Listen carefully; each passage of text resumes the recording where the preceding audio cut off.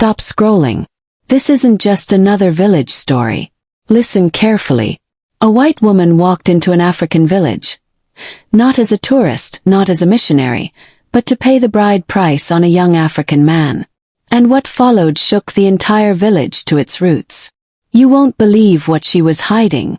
Stay till the end, subscribe, comment, and share this story with someone who loves mystery and culture colliding. Now let's begin. It all started in the dusty, sun-soaked village of Umidam, a quiet place hidden behind hills, known for its proud customs and deeply rooted traditions. In this village, it was unheard of for a woman, let alone a foreign woman, to pay a bride price. The men were the hunters, the providers, and the ones who sought brides with yams, goats, and fattened envelopes of money. But that day everything changed. Her name was Evelyn Monroe. Skin like milk, hair the color of the midday sun, and eyes that seemed to pierce through everything and everyone. She didn't arrive in a convoy or with a tourist guide. She came alone, driving her rugged jeep through the rough paths that only motorbikes dared to pass. The villagers watched in stunned silence as she parked near the village square. Evelyn stepped out, dressed not in tourist shorts or flowy gowns, but in a carefully tied African wrapper, with beads adorning her neck and wrists. She must be mad, Mama Nkiru whispered to her neighbor, peeking from behind her curtain.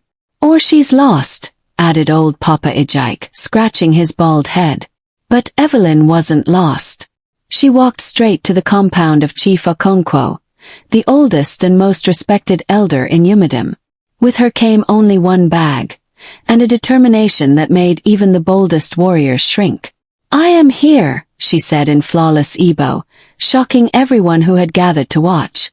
"I have come to pay the bride price for my husband." Gasps filled the air like fireworks. Bride price. From a woman. A white woman. The elders were summoned immediately, their walking sticks tapping urgently against the ground. Women gathered, tongues wagging and hearts racing. Children peeped through windows, their eyes wide with curiosity. Chief Okonkwo, dressed in his ceremonial red cap and lion-tooth necklace, eyed her suspiciously. "You speak our tongue, yet your skin betrays you. What brings you to Umidam with such madness?" Evelyn's gaze was steady. "Love," she replied simply. And then, from the shadows of the gathering, emerged the young man she had come for, Obinna. Handsome, tall, with skin glistening like polished ebony, Obinna was every maiden's dream. He was the son of a palm wine tapper, poor but known for his charm and intelligence. Yet, nobody knew he had disappeared to the city 2 years earlier and hadn't been seen since. Now here he was, standing beside the white woman, his head held high. "She is my wife," Obinna declared, his voice strong. "We are already married by law in her country. But she has insisted we complete the tradition here." Chief Okonkwo nearly choked on his kola nut. "Impossible. Women do not pay bride price here. It is the man who must honor the bride's family, not the other way around." The murmurs grew louder. Some elders shook their heads violently. Others leaned in, intrigued by the audacity. Evelyn smiled politely but spoke firmly, her words slicing through the noise. "With all respect, I know your customs. But my husband has no family left to pay his price. His father is dead. His mother is in the spirit world. I have the means and the heart to do it for him. Is it wrong for a wife to honor her husband's roots?" The village fell into stunned silence. It was true. Obinna's family had been wiped out in a tragic fire years ago. He had no uncles, no brothers, no male relatives left to stand for him. Chief Okonkwo's eyes narrowed. "And what do you gain from this?" "Respect," Evelyn replied. "And the blessing of his ancestors." Those words struck deep. Suddenly it wasn't just about bride price. It was about something far older, something spiritual. The elders retired to consult the gods. The village women whispered among themselves, some calling Evelyn possessed, others calling her a goddess in disguise. Night fell. The air thickened with suspense. By dawn the verdict was out. "The gods have spoken," Chief Okonkwo announced at the village square. They say the price must be paid. But she must pass 3 tests to prove she is worthy of becoming part of our bloodline. Cheers erupted. The village loved a good spectacle. Evelyn didn't flinch. Tell me the tests, she said. Chief Okonkwo listed them, his voice booming. First test. She must pound yam in the village square and serve the elders without breaking sweat or showing disgust. Second test.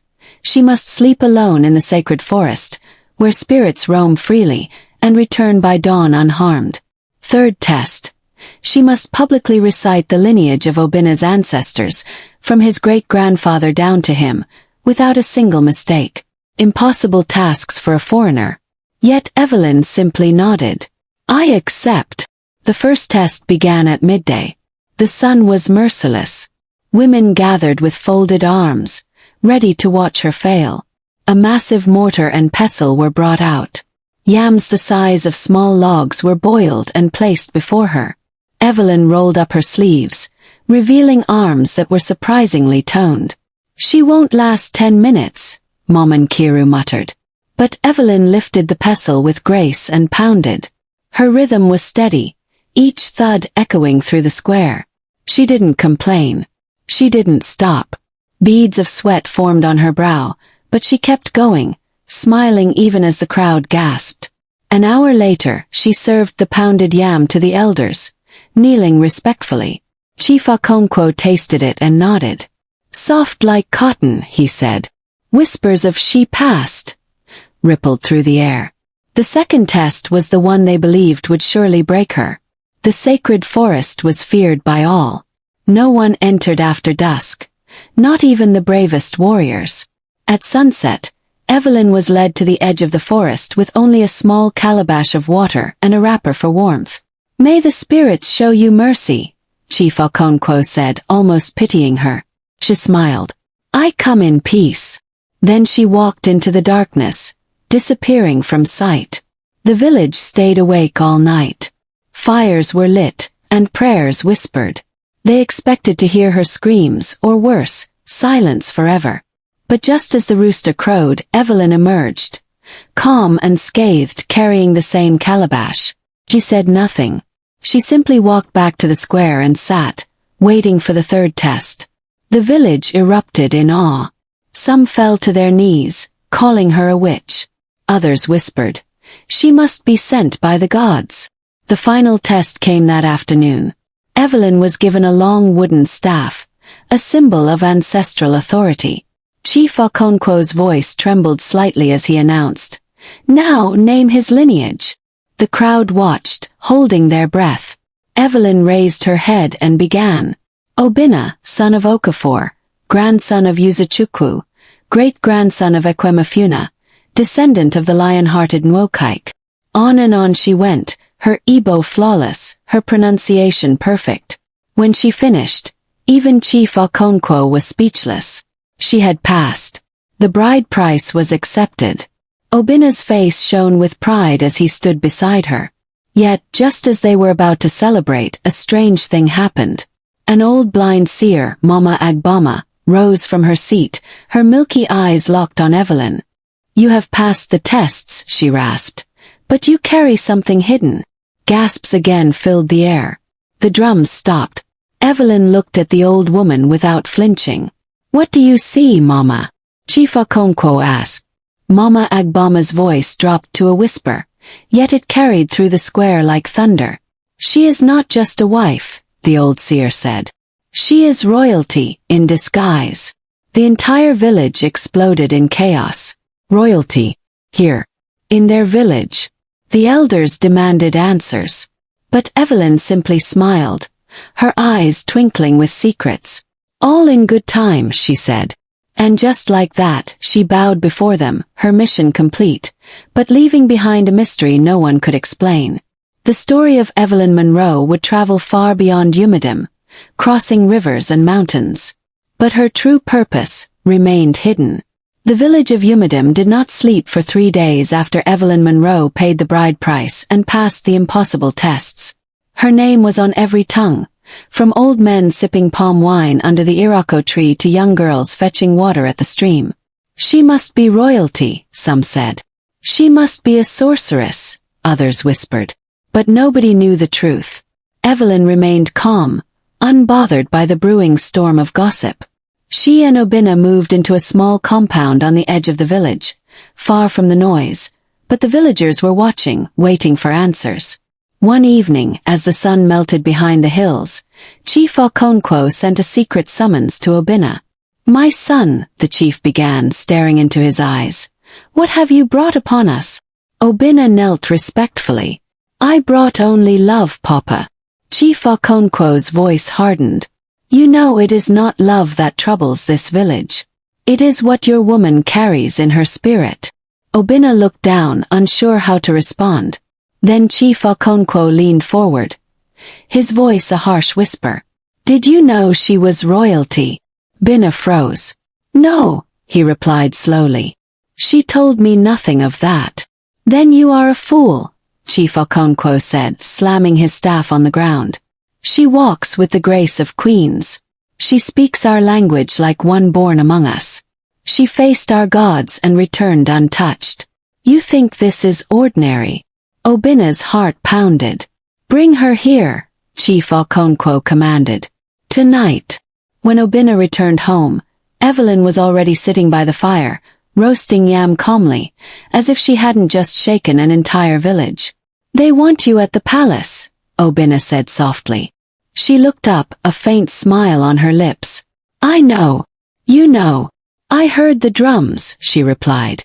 "They speak even when mouths do not." Obinna sat beside her, staring into the fire.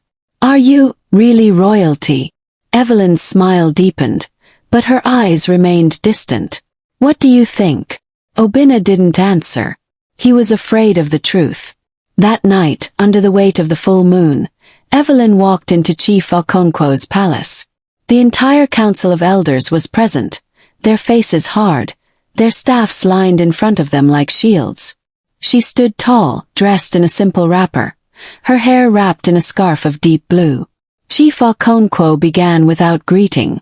"Tell us the truth. Who are you?" Evelyn's voice was steady. "I am Evelyn Monroe, wife of Obinna, daughter of the late Lord Gregory Monroe of Westbridge, England." The room fell silent. Chief Okonkwo's eyes narrowed. "Westbridge. That name carries weight beyond oceans." She nodded. "My father was Duke of Westbridge, descendant of the ancient Saxon lines. He owned lands, businesses, and titles beyond counting. But that is not why I am here." "Then why are you here?" another elder barked. Evelyn's gaze darkened, her words cutting like blades. "I came to pay for what my ancestors stole." Confusion swept through the council. "Stole?" Chief Okonkwo echoed. Evelyn stepped forward, lifting her necklace, a golden pendant shaped like a lion, with strange markings. "This," she said, "was stolen from Umadim over 200 years ago by my great-grandfather, Sir William Monroe." Gasps filled the air. "My ancestor came here, pretending to be a trader, but he was a thief," Evelyn continued. "He took this pendant, along with sacred ivory carvings and ancestral scrolls. He left behind only grief." The elders stared at the pendant, their eyes wide with horror. "That pendant," Chief Okonkwo whispered, "is the lost emblem of Ekwemafuna, the heart of our village." "Yes," Evelyn said. "It has been in my family for generations. I grew up hearing whispers about a cursed treasure, one that brought madness and death to all who sought to claim it." She paused, her voice thick with emotion. "My father, he died mysteriously. My brother lost his mind. And every male heir since the theft has either gone mad or perished before their time." The room was frozen in shock. "I traced the curse back here," Evelyn said, her voice breaking slightly. "To Umadim. And I knew the only way to break it was to return the pendant, and pay the bride price of the bloodline we wronged." Chief Okonkwo's hands trembled as he reached for the pendant. This is why the gods allowed you to pass the tests." Evelyn bowed her head. "I did not come only to marry Obinna. I came to restore what was stolen, to bring peace to both our bloodlines." A stunned silence followed her words. Then Mama Agbama, the blind seer, rose once again, her frail hands outstretched. "Come here, child," she commanded. Evelyn approached, kneeling before her. The old woman placed her hands on Evelyn's head, murmuring ancient words no one else understood. Then she stopped, her face filled with awe. "You carry the spirit of the lion," Mama Agbama declared. "Your blood has been bound to ours by fate itself. You are no longer just a wife. You are the bridge between two worlds." Chief Okonkwo nodded solemnly. "The gods have accepted your offering. You have freed your ancestors and ours." Tears glistened in Evelyn's eyes. "Thank you." But just as peace seemed to settle, a sudden shout rang from outside. "Fire! Fire at the shrine!" Panic erupted. The village shrine, where the ancestors were honored, was burning. Elders rushed outside. Evelyn and Obinna followed. The flames licked the sky, fierce and unnatural. Then from within the fire a figure appeared, tall, cloaked in smoke with glowing red eyes. The crowd screamed in terror. Mama Agbama's voice rang out, calm but firm. "It is the spirit of the betrayed one." "The betrayed one," Evelyn echoed. Mama Agbama's face was grim. "The first victim of your ancestors' theft. The guardian of the emblem." Suddenly, the spirit's voice roared, shaking the ground. "You have returned the emblem, but the curse is not yet broken. The blood debt remains." All eyes turned to Evelyn. "What must I do?" she cried. The spirit's voice thundered again. "A sacrifice of blood, willingly given." Chief Okonkwo's face turned pale. "It demands a life." Obinna grabbed Evelyn's hand. "No, I won't let you." But Evelyn's face was calm. "If this is what it takes to end it, then so be it." Before anyone could stop her, she stepped toward the flames. Obinna tried to hold her back, but her strength was greater than anyone expected. She walked straight into the fire, the emblem still clutched in her hand. The flames engulfed her. The villagers watched, helpless, expecting to hear screams. But instead they heard singing.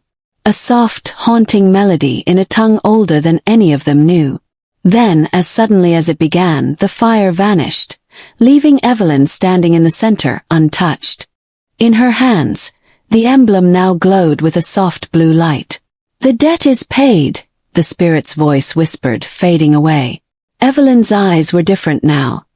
Brighter, almost golden. She turned to the villagers, her voice calm and powerful. "The curse is lifted. But I am no longer Evelyn Monroe. I have been reborn by the fire.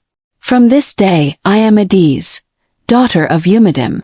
The village erupted in cheers and tears. Chief Okonkwo himself bowed before her. "Welcome home, ZITA'S." Obinna ran to her, tears streaming down his face. "My wife, my queen." She smiled, embracing him. "Now we are truly one." The celebrations lasted for 7 days. Evelyn, now ZITA'S, became a legend, not just for marrying Obinna, but for restoring honor to both her family and the village. She and Obinna later built a school in Umadim, where she taught children not only English and mathematics, but also the importance of history, truth, and forgiveness. And every year on the day she walked into the fire, the villagers gathered to celebrate the Day of ZITA'S, a reminder that sometimes destiny is written not in skin color or blood, but in the courage to right the wrongs of the past. The sun had barely risen over the hills of Umadim when the first whispers began. ZITA'S, formerly Evelyn Monroe, had become a living legend overnight. Her name was now etched in every corner of the village. Her story passed from lips to ears like sacred scripture. But for ZITA'S herself, the days following the lifting of the curse were not quiet. Visions began to haunt her dreams. Visions of strange lands, veiled women, and voices calling her deeper into an unknown destiny. One night, as the moon hung full and heavy, she awoke drenched in sweat. Obinna, now her husband in every sense, sat up beside her, concern etched across his face. "What troubles you, my ZITA'S?" he asked softly. Her eyes were distant, her voice trembling. "I see things, Obinna. Lands I've never walked. Faces I do not know, but I feel them pulling me. Obinna held her close. Maybe it is the lingering touch of the spirit's fire. No, she whispered, staring beyond him. It is something more. That morning, she sought the wisdom of Mama Agbama, the blind seer who had first revealed her hidden royalty. The old woman was waiting for her, as though she had already seen ZITA'S coming. Sit, child, Mama Agbama said, her cloudy eyes staring through the veil of time. ZITA'S obeyed. You are not finished, Mama Agbama said, her voice deep and steady. The emblem you returned was only part of the debt. ZITA'S heart tightened. What more must I do? Mama Agbama's voice softened. The scrolls. ZITA'S breath caught. The scrolls were also taken, Mama Agbama explained. They hold the knowledge of our ancestors, the wisdom of healing, of harvest, of protection. Without them, our village remains blind. ZITA'S mind raced back to her childhood, to the stories her father had told about strange, ancient scrolls hidden in their manor's vault. They are still in Westbridge, she whispered. Yes, Mama Agbama confirmed. And they called to you. ZITA'S face paled. But how can I return there? They will never let me near them. Mama Agbama's lips curled into a knowing smile. You are no longer Evelyn Monroe. You are ZITA'S of Umadim. And now you carry the fire of both bloodlines. A long silence fell between them. Then Mama Agbama reached out and placed a leather pouch in ZITA'S hands.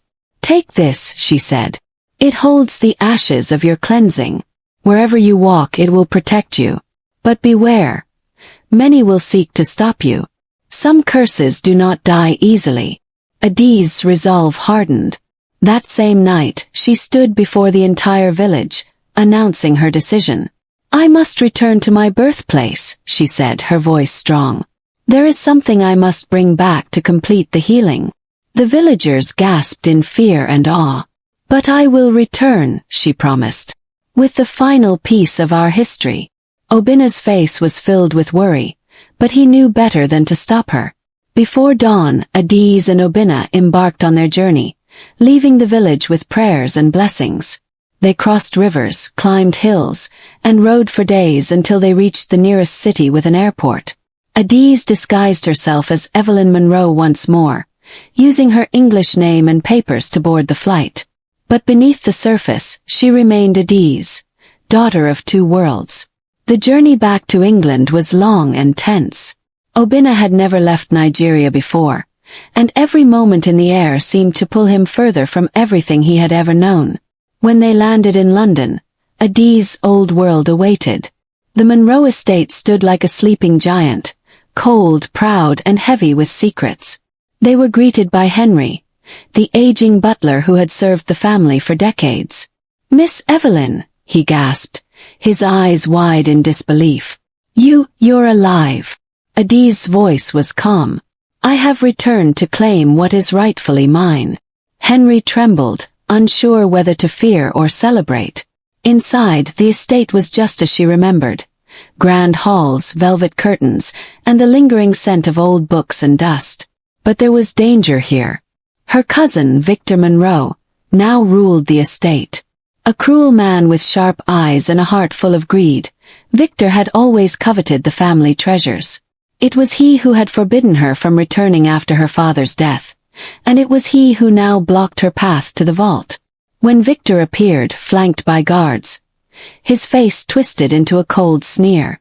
Well, he drawled. The prodigal which returns. ZITA'S stood tall, her African wrapper wrapped tightly around her. I have come for the ancestral scrolls, she said plainly. Victor laughed, a bitter, mocking sound. And why would I give them to you? Because they were never yours, she replied, her voice steady as stone. Victor's smile faded. You always were delusional. But before he could speak further, ZITA'S opened the leather pouch Mama Agbama had given her. A gust of wind swept through the room, knocking over chairs and extinguishing candles. Victor's eyes widened in terror. What is that? The breath of my ancestors, ZITA'S said, her voice deep and commanding. You cannot hold what does not belong to you. The ashes swirled around her, forming ghostly shapes, ancient warriors fierce and glowing. The guards fled in terror. Victor fell to his knees, begging for mercy. "Take them!" he screamed, pointing to the vault. ZITA'S walked calmly to the hidden door behind the library shelf, pressing her palm against the cold steel. The vault opened with a groan, revealing stacks of ancient scrolls, their leather bindings cracked with age. She gathered them carefully, cradling them as if holding newborns. As she turned to leave, Victor whimpered from the floor. "You'll bring ruin to this family," he spat. ZITA'S gaze was unyielding. This family brought ruin upon itself the day it stole from others. Without another word, she and Obina left the estate, leaving behind the curse and the greed. Their return journey was swift, guided by unseen forces. When they reached Umadim, the entire village was waiting. ZITA'S stood before them, holding the scrolls high. "The knowledge has returned," Chief Okonkwo cried, tears streaming down his face. The elders gathered, chanting prayers of thanks. That night, under the full moon, the scrolls were read aloud for the first time in centuries. They contained forgotten wisdom, herbal remedies for incurable diseases, prophecies of coming seasons, secrets of the land and stars. With each word spoken, the village seemed to glow brighter, as if shedding centuries of darkness. And when the last scroll was read, Mama Agbama rose once more, her voice filled with reverence. "The circle is complete," she declared. "The debt is paid in full." ZITA'S smiled, her heart finally at peace. Obina took her hand, his eyes shining with pride and love. "You have done what no one else could," he whispered. She turned to the village, her voice strong and clear. "I was born Evelyn Monroe, daughter of a lineage cursed by greed and ignorance. But today I stand before you as ZITA'S of Umadim, daughter of the earth, wife of Obina, and servant of truth." The crowd erupted in cheers. But ZITA'S wasn't finished. Her voice dropped, becoming more personal, more powerful. "Let this be a lesson to every heart that hears this story," she said, her words ringing like bells. "The chains of the past can only be broken by courage, by love, and by the willingness to face truth no matter how painful. We are not bound by where we were born or the color of our skin, but by the choices we make, the hearts we heal, and the legacies we leave behind." She paused, looking out over the sea of faces, black, brown, wrinkled, young, tear-streaked, smiling. "Let no one tell you that you are too small to change history. I am living proof that a single act of courage can heal centuries of wounds." The wind stirred, carrying her words beyond the hills. And as the village celebrated through the night, ZITA'S sat quietly beside the fire, knowing deep in her soul that her story had just begun, not as a tale of theft or curse, but as a legend of redemption. And her final words that night, spoken softly into the fire, became a blessing for all who listened. No matter where your journey began, it is where you choose to finish it that defines you. Then, if this story touched your heart, leave a comment below and tell us what lesson you are taking from it. Don't forget to subscribe for more powerful African tales that blend culture, love, and mystery. Share this with someone who needs to believe in the power of truth, courage, and redemption.